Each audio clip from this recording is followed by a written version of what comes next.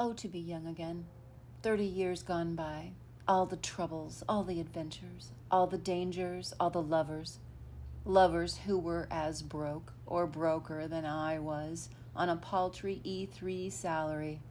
I didn't even sew on my E4 star until February 3rd, 1990. But it was 1989. That was the year that broke me. The year that ruined my military career. But 1989 was very rough. 1988 was pretty bad. But 1989 was absolutely brutal. At the time, I thought I was doing a good job of hiding all the secrets, the big ones and the small ones. But looking back through time and decades of therapy, it was so obvious. And no one came. No one came because the people who were supposed to come save me were the same ones abusing me. The abuse came in so many forms, from the physical violence out on the flight line, the assigning the duties of an E5 staff sergeant to an E3 airman, to dumping me in a Tallahassee parking lot while on temporary duty. And those are just the things we can say in polite company.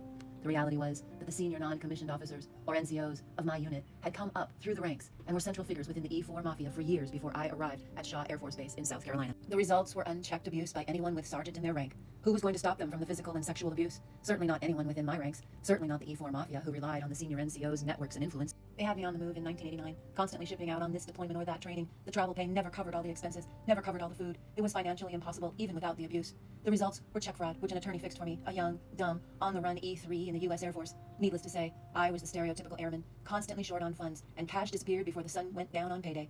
Oh, to be 22 again. Everything was a dramatic tragedy. It was Michael Allen Levy who picked me out, shook me up, and turned me around, turned me into someone new, as the song says. He married me, gave me his last name, shifted my education and my career onto a new trajectory by putting me on the Air Force to office pipeline into corporate America.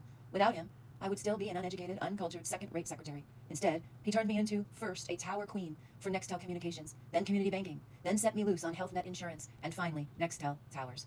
I should mention, he and his cronies were heavily investing in the stock of every company he set me loose on. But we lived like billionaires. What a perfect segue to the new book, Betrayed, scheduled for release February-March 2025. The first formal edit will be completed by the end of December. The first email sent out to begin the publishing process will go out in January, and the Kindle ebook will be ready by the end of February. If not for Teddy and Alicia releasing a 36-year-old fraud charge out of South Carolina, there would be no real-world evidence of my experience in 1988 and 1989 at the hands of senior non-commissioned officers who were my own unit members. It also proves my previous statements over the past few years that the closer I get to South Carolina, the more proof is uncovered, and I am that much closer to the person who has been obsessed with me and my Air Force service since at least 2003 that I can accurately document, and every bit of it is traced back to Shaw Air Force Base in Sumter, South Carolina. It is literally a 30-year-old grudge by someone within my unit. So thank you, I guess.